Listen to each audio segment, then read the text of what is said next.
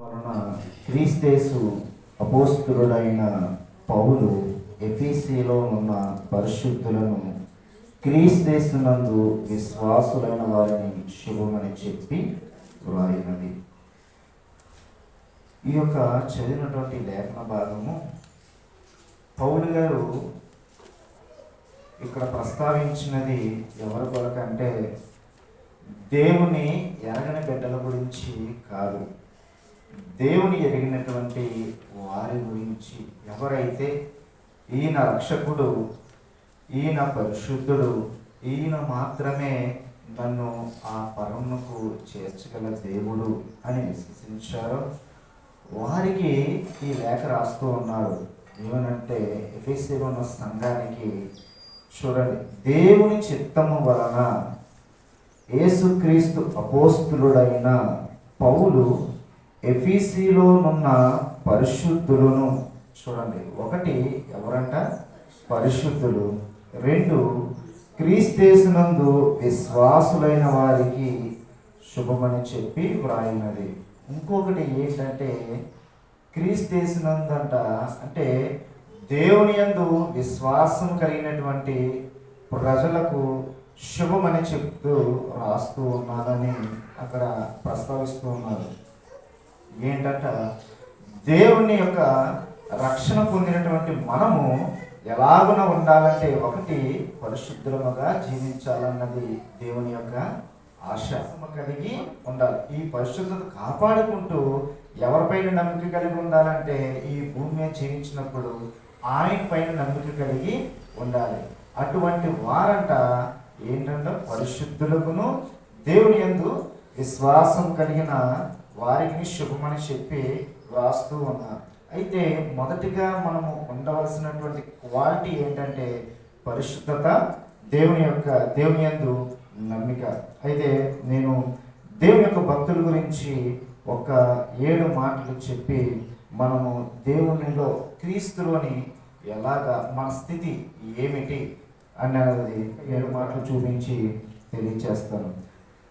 ఆదికాండము 5వ అధ్యాయము మొదటి మాట, దేవునిలోని నడుచుట. ఎలాగున దేవునిలోని నడుచుట. 2వ వచనము, హానోకు మెతుషిలాను కనిన తరువాత 300 ఏండ్లు దేవునితో నడుచుచు కుమారులను కుమార్తెలను కనెను. చూడండి, హానోకట 300 ఏండ్లు దేవునితో నడిచాడంట. అంటే దేవునితో నడవడం అంటే మనము ఉదాహరణకు మన యొక్క స్నేహితులు ఉంటారు. అంటే చిన్నతనంలోని మన యొక్క చిన్నతనంలో స్నేహితులు ఉంటారు.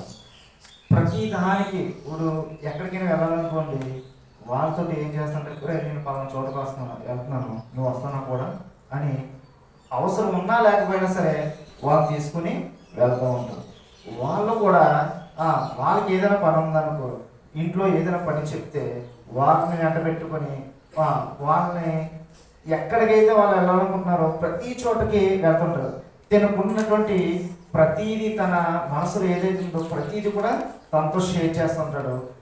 ఈ వ్యక్తి కూడా యువతుల పక్కన ఫ్రెండ్తో కూడా షేర్ చేస్తాడు. అంటే ప్రతి విషయాన్ని దాచుకోకుండా ఒక స్నేహితుడు ఎలాగైతే ప్రతి దాంట్లో తన ఆనందాన్ని కోరుకుంటూ ప్రతి విషయాన్ని ఎలాగైతే తన స్నేహితుడికి తెలియజేస్తూ ఉంటాడు, వెళ్ళే చోట ప్రతి చోటకి ప్రతిదానికి కూడా ఇంకా వదిలిపెట్టమని కొంతమంది అంటారు. ఇంకా ఆడుతూనే ఉంటావా, వదిలిపెట్టమని అంటారు. అంటే తనలోని ప్రతి ఒక్క విషయానికి తన స్నేహితుడితోటి అది షేర్ చేసుకుంటూ ఆనందాన్ని పొందాలనుకుంటూ ఉంటాడు.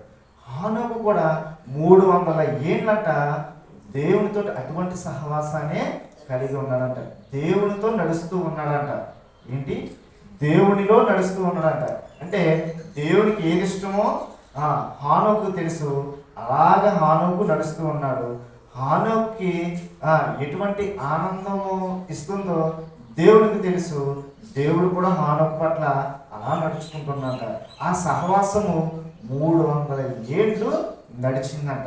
అయితే ఆ కింద వచనం చూస్తే 24వ వచనము, హానోకు దేవునితో నడిచిన తరువాత దేవుడు అతనిని తీసుకొని పోయిన కనుక అతడు లేకపోయిను.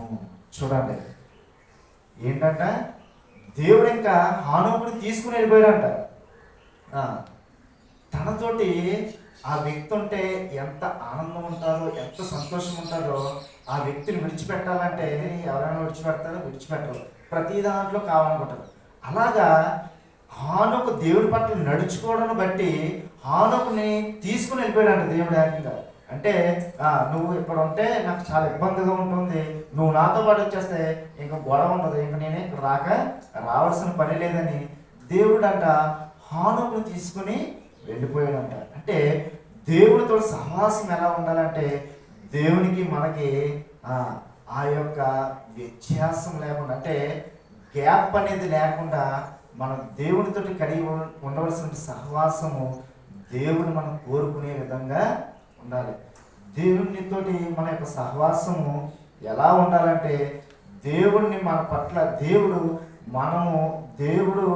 మనతో ఉంటే ఆయనకి ఆనందాన్ని కలిగించే విధంగా, అంటే ఆయన హర్షం తెలియజేసే విధంగా ఈ వ్యక్తి నాతో ఉంటే, లేదా మనల్ని కోరుకునే విధంగా మన యొక్క జీవితం ఉండాలని దేవుడు ఆశపడుతూ ఉన్నారు. గత కాలంలోని, అంటే మన యొక్క పితరులు ఎలా జీవించారంటే దేవుణ్ణి సంతోషపరిచే విధంగా, దేవుడు కోరుకునే విధముగా భక్తుల యొక్క జీవితాలు ఉంటూ ఉన్నాయి. అయితే హానోకు నడిచిన విధముగా మనము కూడా నడుచుకోవాలన్నది దేవుని యొక్క ఆశ. ఇంకొకటి, దేవుని ఆరాధించేటి విషయము. నిర్గమాకాండము 33వ అధ్యాయము 11వ వచనంలోని దేవుణ్ణి ఆరాధించే విషయము ఎలా ఉండాలంటే భక్తుడైన మోషే గురించి తెలియజేస్తూ ఉంది. నిర్గమాకాండము 33వ అధ్యాయము 11వ వచనము చదువుతూ ఉన్నాను. మనుషుడు తన స్నేహితునితో మాట్లాడినట్లుగా యెహోవా మోషేతో ముఖాముఖిగా మాట్లాడుచుండెను. చూడండి, దేవుడు ఉండు స్థలము ఎటువంటి స్థలం అంటే అతి పరిశుద్ధమైనటువంటి స్థలము. ఆ స్థలంలోనికి మనుషులైన వారు దేవుని సమీపించడానికి అంత ఆషామాషి పనేమి కాదు, అంత అంత తక్కువైనటువంటి మాట ఏమీ కాదు. దేవునితోటి మాట్లాడడం అంటే దేవునికి చెంతకు, దేవుని యొక్క సమీపానికి ఒక మనుష్యుడు రావడం అంటే అంత ఆషామాషి పని ఏమి కాదు. అయితే మోషే అంట స్నేహితులతోటి, ఒక ఫ్రెండ్ తోటి ఎలా అయితే మాట్లాడతారో అలాగంటే మోషే ముఖాముఖిగా మాట్లాడుతూ ఉన్నాడంట. చూడండి, ఎక్కడో అతి పరిశుద్ధమైనటువంటి స్థలములో ఆకాశం పైన ఆసీనుడైనటువంటి ఆ దేవుడు, మహోన్నతుడైనటువంటి దేవుడు ఎక్కడికి వచ్చేసాడంటే మనిషిని ప్రేమించి మనిషిని కోరుకుంటూ ఆ యొక్క దేవుడు దిగి వచ్చాడు. అంటే దేవుణ్ణి మనం ఎంతగా ప్రేమిస్తే దేవుడు మనకి ఎంత సమీపం అయిపోతాడంటే, చూడండి, ఒక స్నేహితుడితో అంట ముఖాముఖిగా మాట్లాడుతున్నట్టుగా అంట దేవుడు మోషేతో మాట్లాడుతూ ఉన్నాడంట. అది మనం చదువుకున్నంత సింపుల్, అంటే అంత సునాయాసమైనటువంటి పని కాదు. మోషే ఆ పర్వతం మీద మాట్లాడినప్పుడు కిందకు వచ్చిన తర్వాత మోషే కొన్ని దినాలు తన కంటి చూపు కనిపించదు, తన యొక్క కంటి చూపు కనిపించదు అన్నమాట. అంటే ఆ వెలుతురు, ఆ వెలుగుని చూసి తట్టుకోలేనంత అంత ప్రకాశవంతమైనటువంటి తేజస్సుని మోషే చూస్తాడు. దేవుడు తన ముఖాముఖిగా మాట్లాడిన విధానం మోషే చూస్తున్నాడు. అప్పటి వరకు దేవుడు ఏ మనుషులతో అలా మాట్లాడలేదు.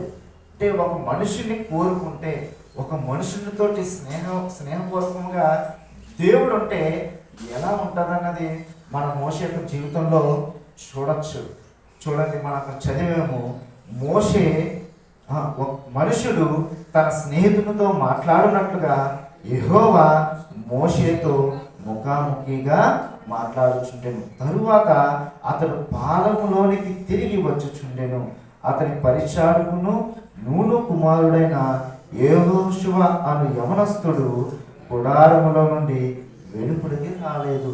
చూడండి, మోషే ఏమో లోనికి వెళ్తున్నాడంట, బయటకు వస్తూ ఉన్నాడంట.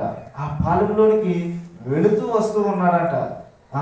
యవనస్తుడైన యెహోషువ ఏమో ఎక్కడ ఉన్నాడంట? గుడారంలోనే నిల్చుండిపోయాడంట. అంటే దేవుడు ఒకరికి ఇచ్చినటువంటి అవకాశము, ఒక వ్యక్తిని కోరుకున్నటువంటి విధము ఎలాంటిదంటే, నేను దేవుణ్ణి, నువ్వు మనిషివి అన్న వ్యత్యాసం ఏమీ దేవుడు చూపించడం లేదు. మనం దేవుని పట్ల నడుచుకునే విధము ఎలాగున్నదే దేవుడు చూస్తూ ఉంటాడు. నువ్వు ఆయన పట్ల ఎటువంటి ఆసక్తిని అనేది చూపించావో అదే దేవుడు చూస్తూ ఉంటాడు. అంతేగాని నువ్వు మనిషివి, నేను దేవుణ్ణి కాబట్టి నేను ఉండు స్థలం అది, నువ్వు ఉండవలసిన స్థలం ఇదే అని దేవుడు వ్యత్యాసం ఏమీ చూపించడు.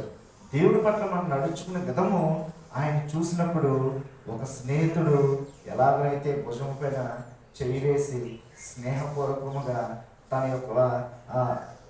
హృదయంలో ఉన్నటువంటి అన్నీ కూడా ఎలాగైతే పంచుకుంటాడో, దేవుడు కూడా మనుషుల పట్ల అటువంటి ప్రేమ కలిగి ఉన్నప్పుడు ఎటువంటి భేదము లేకుండా ముఖాముఖిగా మాట్లాడే దేవుడు. మోషేతో కూడా దేవుడు అలాగే మాట్లాడుతూ ఉన్నాడు. తన యొక్క మనుషులను నడిపించడానికి తనని ఎన్నుకున్న విధానం చూస్తే తను ఏమి చాలా వక్త ఏమి కాదు. అంటే అంతమందిని నడిపించడానికి మంచిగా నడిపించే విధానము, లేకపోతే నాయకత్వం కలిగినటువంటి విధానము మోషేలో ఏం లేదు. మోషే వట్టివాడు, కేవలం వట్టివాడు అంతే. అయితే దేవుడు మోషేని ప్రేమించి తన ఎన్నుకున్న విధానం చూస్తే, అంతమంది ఇశ్రాయేలు ప్రజల్ని నడిపించడానికి ఒక్క మనుషుని మోషేని ఎన్నుకున్నాడు. మోషే ద్వారా నడిపించుకున్నాడు. మోషేని ఎన్నుకొని మోషేతోటి ముఖాముఖిగా మాట్లాడుతూ వస్తూ ఉన్నాడు. అయితే దేవుని పట్ల మనం నడుచుకునే విధానమే దేవుడు మన పట్ల నడుచుకుందాం. దేవుడు మన పట్ల చూపించే వైఖరి ఉంటూ ఉంటుంది.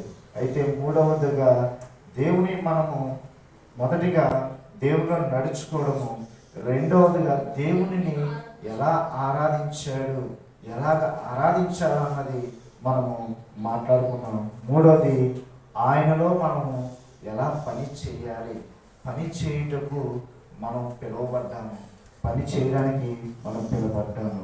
నెహెమ్యా గ్రంథము 6వ అధ్యాయము 3వ వచనము చదువుతాం. నెహెమ్యా గ్రంథము 6వ అధ్యాయం 3వ వచనం. అందుకు నేను చేయు పని గొప్పది, దాన్ని విడిచి మీ యొద్దకు వచ్చుటకు నేను దాన్ని ఎందుకు ఆపవలను? నేను రాలేనని చెప్పుటకు దూతలను పంపితిని. వారు అలాగున 4 మార్లు నా యొద్దకు వర్తమానము పంపగా ఆ ప్రకారమే నేను మరలా ప్రత్యుత్తరము ఇచ్చింది.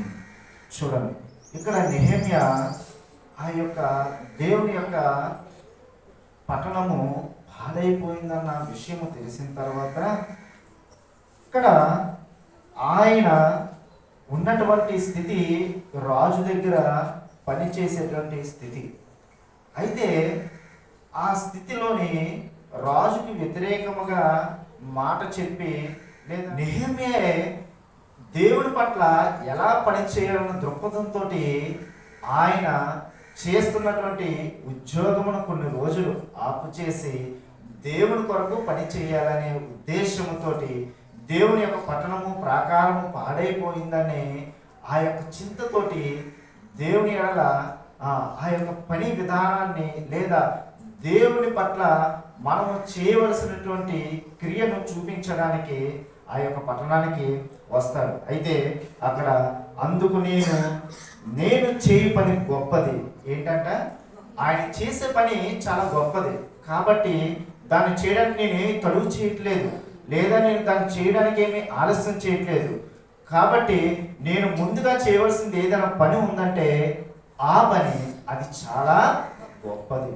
దేవుని యొక్క పనిలోని, లేదా దేవుని నమ్మిన వారముగా మనము ఏదైనా గొప్పదైన పని ఉందంటే ఆయన కొరకు చేసే పని. మనము మనుషులముగా ఇంకా ఇతర పనులని చాలా గొప్పగా చూస్తూ ఉంటాం, వాటిని చాలా గొప్పగా ఎంచుతూ ఉంటాం. దేవుని పరిచర్య కావచ్చు, లేదా దేవుని సంబంధించింది కావచ్చు, ఇది మన యొక్క లిస్ట్లో చాలా ఆకరణ ఉంటుంది. నాకు చాలాసార్లు అనిపిస్తూ ఉంటుంది, చాలామంది పరిచయ విషయంలో కొద్ది వెనకబడుతూ ఉంటారా అనిపిస్తూ ఉంటుంది. అంటే నాకు ఎప్పుడు చేసే వాళ్ళే చేస్తూ ఉంటారు, ఎప్పుడు ప్రార్థించే వాళ్ళే ప్రార్థిస్తూ ఉంటారు, ఎప్పుడు ఆరాధించే వాళ్ళు ఆరాధిస్తూ ఉంటారు, ఎప్పుడు ఇచ్చే వాళ్ళే ఇస్తూ ఉంటారు. నేను కొత్త వరవని చాలా సంవత్సరాల నుంచి చూడట్లేదు. ఎందుకని అంటే ఇప్పుడు చేసే పనులు కొంతమంది చేస్తుంటే మిగతా వారందరూ ఇక అసలు దాంతో నాకు సంబంధం లేదన్నట్టుగా వెళ్ళిపోతూ ఉంటారు. అది అందరిదే కదా, సంఘం అంటే అందరం కదా, అందరూ అంతకు ముందు మీరు చేశారు కదా, ఇప్పుడు నేను చేస్తాము అని ముందుకు రావాలి కదా అని నాకు అనిపిస్తూ ఉంటుంది నిజంగా. అంటే సంఘం అనేటప్పుడు ఒక కుటుంబంలోని అందరూ ఎలాగైతే వారి వారి పనులు పంచుకుంటూ ఉంటారో, సంఘంలోని మనము కూడా అలాగే మన పనులను మనం పంచుకుంటాం. అంటే కేవలము ఏదో విని లేదా మనం ఇక్కడ ఏదో చేయవలసింది చేసేసి వెళ్ళిపోవడం అంటే కాదు. ఒకవేళ దేవుని కొరకు పరిచర్య చేస్తుంటే కొంతమంది ఇంకా నేను ఆ పరిచర్యకే, ప్రార్థించడానికి నేను కాదు అన్నట్లుగా ఉంటారు. అంటే ప్రతీది చెయ్యాలి. ఎందుకే ప్రతి దాంట్లోని మన యొక్క ఏంటుండాలి, మన యొక్క పరిచర్య ప్రతి సంఘంలో ప్రతి దాని పట్ల ఉండాలి. ఇచ్చే విషయంలో, ప్రార్థించే విషయంలో, దేవుని యొక్క పరిచర్య చేసే విషయంలో, ప్రతి ఒక్క విషయంలో, అన్ని వాటిల్లో కూడా మన యొక్క పాలు పంపులు ఉంటూ ఉండాలి. అలాగా నెహెమ్యా అంట ఆ పనిని ఎలా చూస్తున్నాడంటే చాలా గొప్పగా చూస్తూ ఉన్నాడంట. ఈరోజు రక్షింపబడిన మనం కూడా దేవుని యొక్క పనిని చాలా గొప్పగా చూడాలి. అదే దేవుడు కోరుకుంటూ ఉన్నాడు. మరొక మాట, దేవుని యొక్క సాక్ష్యం ఇచ్చేవారముగా ఉండాలి. రక్షింపబడినటువంటి ప్రతి ఒక్క క్రైస్తవుడు కూడా దేవుని పట్ల సాక్ష్యం ఇచ్చే విధముగా ఉండాలి. అపోస్తల కార్యాలు 20వ అధ్యాయము 27వ వచనము. అపోస్తల కార్యాలు 20వ అధ్యాయము 27వ వచనము. దేవుని సంకల్పం అంతయు మీకు తెలుపకుండా నేనేమియు దాచుకునలేదు. చూడండి, ఈ మాట చెప్తుంది ఎవరంటే పౌలు భక్తులు చెప్తూ ఉన్నాడు. మనకు పౌలు భక్తుల కోసము తెలుసు ఆయన ఎలా రక్షించబడ్డాడో, లేదా ఆయన ఎలాగ దేవుని యొద్దకు వచ్చాడో. ఆయన చెప్తూ ఉన్నాడు ఏంటంటే, ఇదిగో మీకు చెప్పవలసింది దేవుని గురించి ఏదైనా ఉందంటే అది నేను ఏది కూడా నా దగ్గర దాచుకునకుండా మీకు ప్రతి ఒక్క విషయాన్ని చెప్పేశాను. ఇంకా దేవుడి గురించి నేను ఏం సాక్ష్యం ఇవ్వాలో, దేవుడి గురించి నేను ఏం చెప్పాలో ఇంకా నా దగ్గర ఇంకేది లేదు. నా దగ్గర ఏదైతే ఉందో అదంతా కూడా మీకు పంచిపెట్టేశాను. ఇంకా అదంతా కూడా మీకు చెప్పేశాను. తర్వాత మీ ఇష్టం అన్నట్లుగా పౌలు భక్తుడు ఇక్కడ తను మాట్లాడుతూ ఉన్నాడు.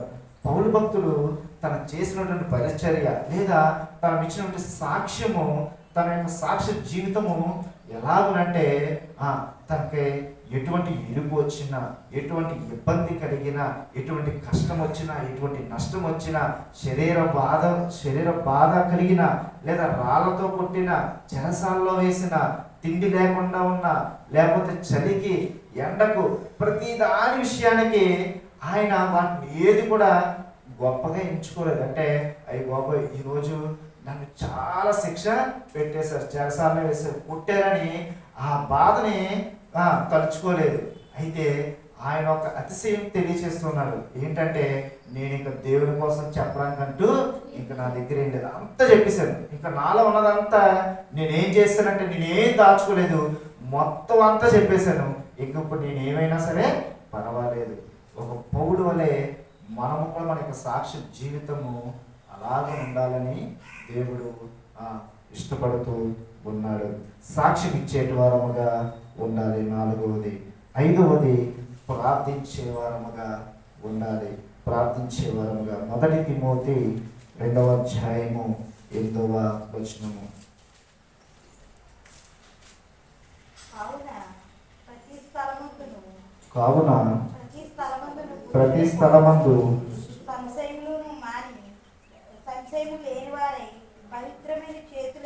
చేతులెత్తి ప్రార్థన చేయవలనని కోరుచున్నాను.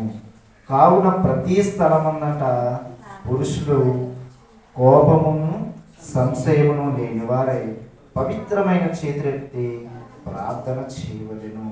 చూడండి, అసలు ఎటువంటి మీకు కోపం కలిగిన, లేకపోతే మీకు బాధ కలిగిన, లేకపోతే మీకు ఏమైనా సంశయాలు ఇతరుల పట్ల మీకు వ్యతిరేకత సంబంధించినటువంటి మీకు ఏమైనా ఇబ్బందులు కలిగినా సరే దేవుడు చెప్తున్నాడు, ప్రతి స్థలమందు చేతులెత్తంట ప్రార్థించే వారిగా ఉండాలి. మనం ప్రార్థించే వారిగా ఉండాలని దేవుడు కోరుకుంటూ ఉన్నాడు. అయితే మనం ఏం చేస్తామంటే దేవుని పైన కోపం ఇస్తాం, లేదా సేవకుల పైన కోపం ఇస్తాం, లేదా మన యొక్క తోటి విశ్వాసుల పైన కోపము ఇస్తూ ఉంటామాట.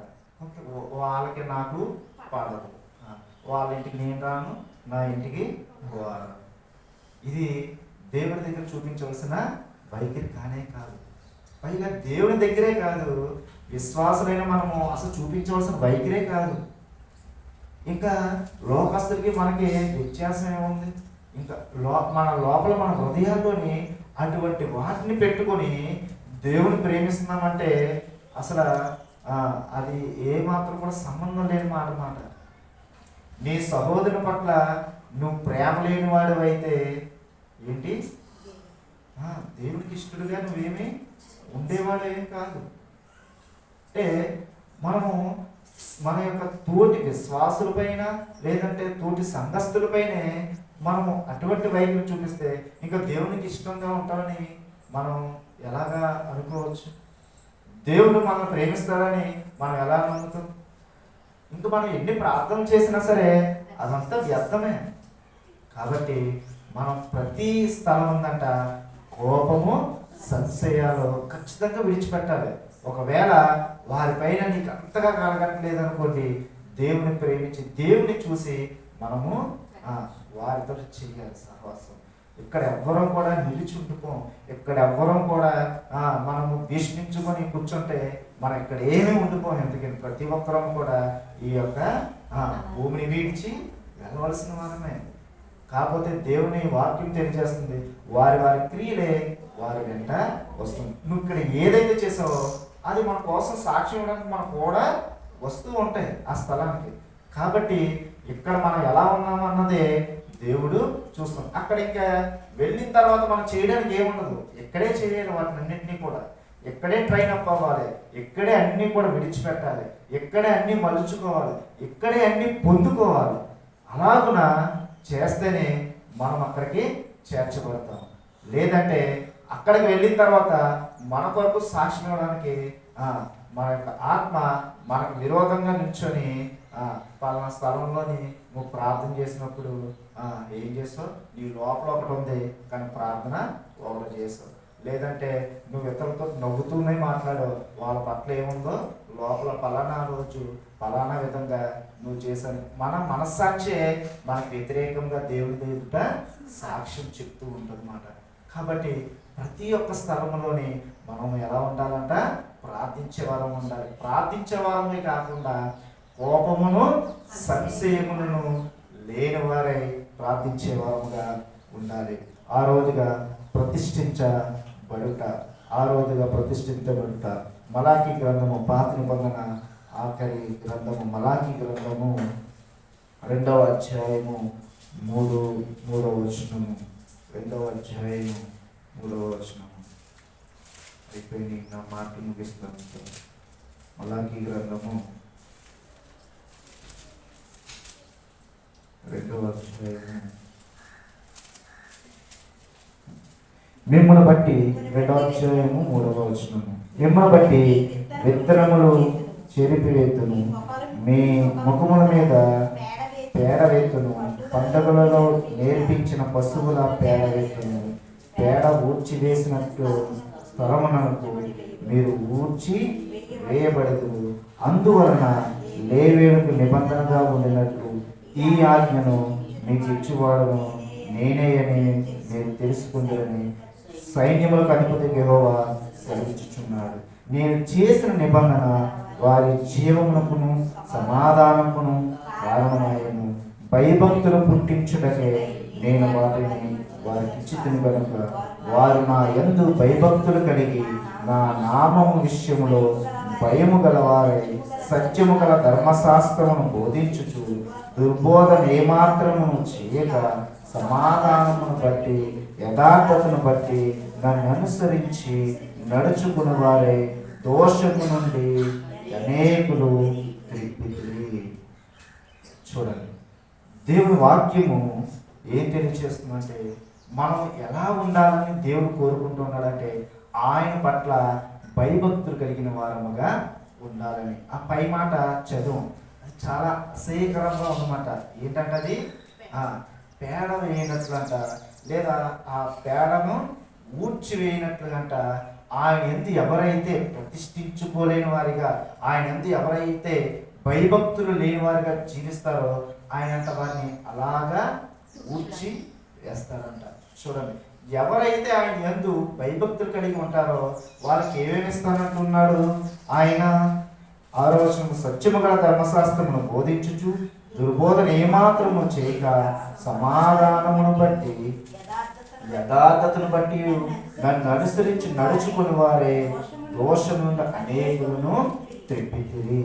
చూడండి, ఆయనను అనుసరించిన వారము అంటే మనము అనేక మందిని త్రిప్పే వారముగా ఉంటాం. అంటే మన ప్రతిష్టత ఏంటంటే మనం ఏమి ప్రతిష్ఠించుకోవాలంటే ఆయన వైపు అనేకులను త్రిప్పేవారముగా, అనేక మంది దోషభరితమైనటువంటి జీవితాలను, అనేక మంది పాపములోంచి కొందరిని లాగినట్లుగా మనము దేవుని ఎడల అటువంటి ప్రతిష్టత కలిగి మనము ఆయన యందు భయభక్తులమై నడుచుకొని ప్రతిష్ఠించుకునే విధముగా ఉండాలని దేవుడు ఆశపడుతూ ఉన్నాడు. ఆఖరిగా 7వ మాట, శక్తి కలిగి ఉండడానికి మనము శక్తి కలిగి ఉండే వారముగా ఉండాలి. 7వదిగా అపోస్తల కార్యాలు 6వ అధ్యాయము 15వ వచనము. అపోస్తల కార్యాలు 6వ అధ్యాయము 15వ వచనము. అక్కడ ఒక వ్యక్తి జీవితం కనబడుతుంది. అది ఆ జీవితము మనందరికి ఎంతో ఇన్స్పిరేషనల్గా తన యొక్క జీవితము ఉంటుంది. ఆయన ఎవరు? స్టెఫెన్. చూడండి, 6వ అధ్యాయము.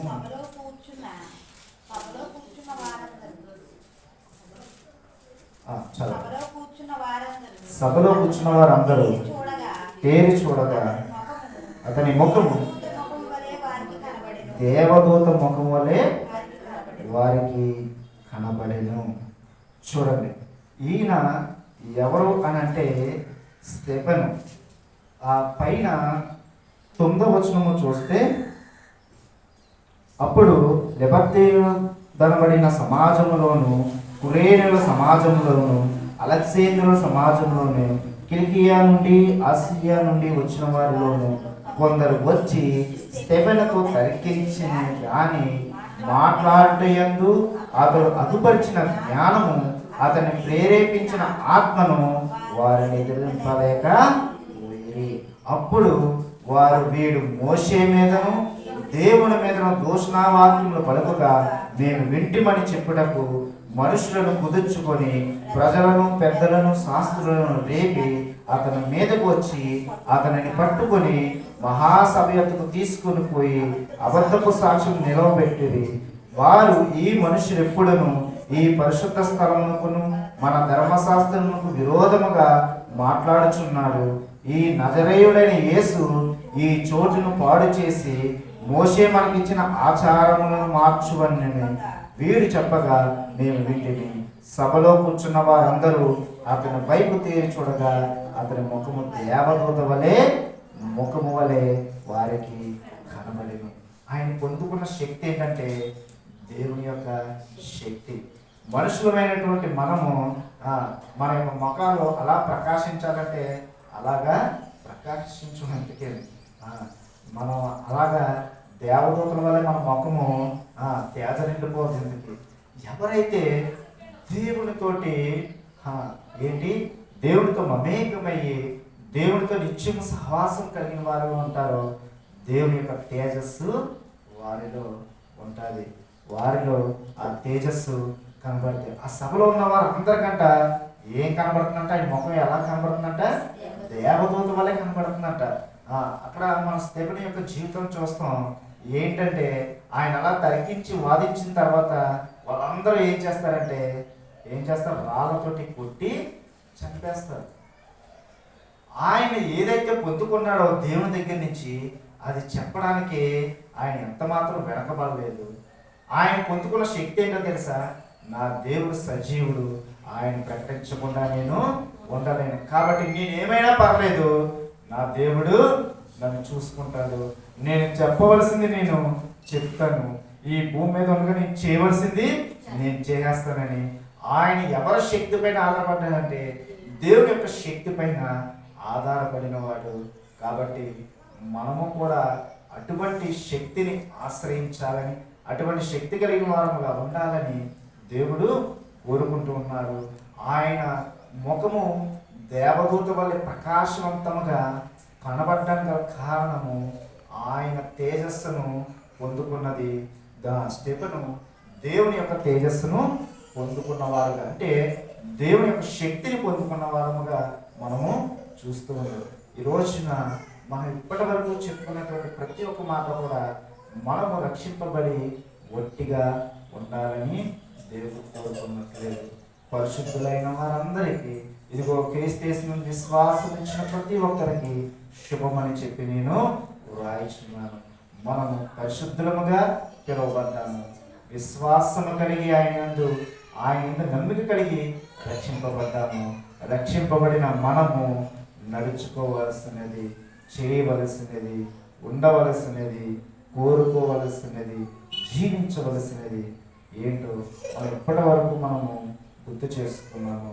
దేవుడు వాటిని కలిగి ఉంటే మనలను తన యొక్క భక్తుడి జీవితాలు ఏదైతే కనపరిచాడో మన జీవితంలో కూడా అది కనపరచడానికి సమర్థుడు. మన జీవితంలో కూడా చేయడానికి శక్తివంతుడు. మనము కూడా అలా ఉండాలని దేవుడు కోరుకుంటూ ఉన్నాడు. మనం వీటిని చేయకుండా దేవునికి ఇష్టమైపోవాలంటే అదేమి అలాగ సమంజసమైనటువంటి మాట కూడా కాదు. అది జరగని పని. అది మనకి కూడా తెలుసు. మనము దైనందిన జీవితంలో ప్రతి ఒక్క రోజు మన దేవునితోటి ఎలా ఉన్నామో అది మనకు తెలుసు. దేవుని పట్ల మనం ఎటువంటి వైఖరిని కడుపరుస్తున్నామో అది మనకు తెలుసు. కానీ దేవుడు కోరుకునేది ఈ రక్షణనిచ్చింది, ఈ పరిశుద్ధతను మనకు ఆపాదించింది, లేదా ఆయన నీతిని మనకి ఇచ్చింది, మన పరిశుద్ధులుగా చేసి ఆయన పాపాత్ములుగా ఆ శిలువలో తన ప్రాణం పెట్టింది. మనము ఎలాగా ఒట్టి వారముగా ఉండిపోవాలని కాదు, ఆయనను కనుపరచు వారముగా, ఆయనను పోలి మనము నడుచుకున్న వారముగా ఉండాలని ఆయన ఆశపడినటువంటి దేవుడు. మన జీవితాలు అలా ఉండాలని ఆయన కోరుకున్న దేవుడు. కాబట్టి అలాగున మనం నడుచుకోవాలి. అలాగున లేనట్లయితే మనము అటువంటి క్వాలిటీస్లోకి, అటువంటి నాణ్యతలోనికి మనము దినదినము వస్తున్న వారంగా, నడుచుకుంటున్న వారంగా, వాటిని చేయు వారముగా ఉండాలని దేవుడు కోరుకునే దేవుడు. దేవుని ఎడల మనం చూపించవలసినది చూపించాలి, చేయవలసినది చేయవారముగా ఉండాలి. దేవుడు అటువంటి కృప చూపించునుగాక.